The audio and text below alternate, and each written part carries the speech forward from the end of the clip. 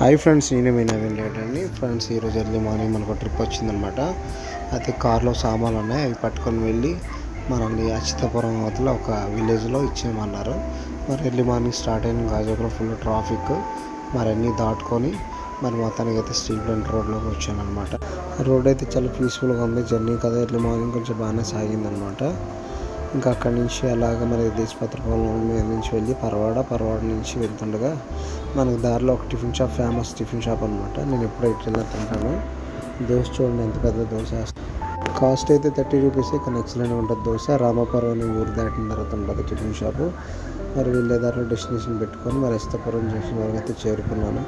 ఇంకా అక్కడి నుంచి చూస్తే ఇంకా 10 కిలోమీటర్స్ చూపిస్తుంది అనమాట. మొత్తానికి అయితే డెస్టినేషన్కి అయితే చేరుకున్నాను.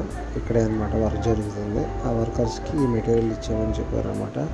మొన్నటి ఫోన్ చేస్తే కిందకి వచ్చి మెటీరియల్ అంతా వీడియోలు ఎంత అయిపోతుందని ఇక్కడ తాపేస్తున్నాను. పార్ట్ 2లో మళ్ళీ కలుద్దాము. నవీన్ రైడర్ సబ్స్క్రైబ్ చేయండి, లైక్ చేయండి, కామెంట్ చేయండి.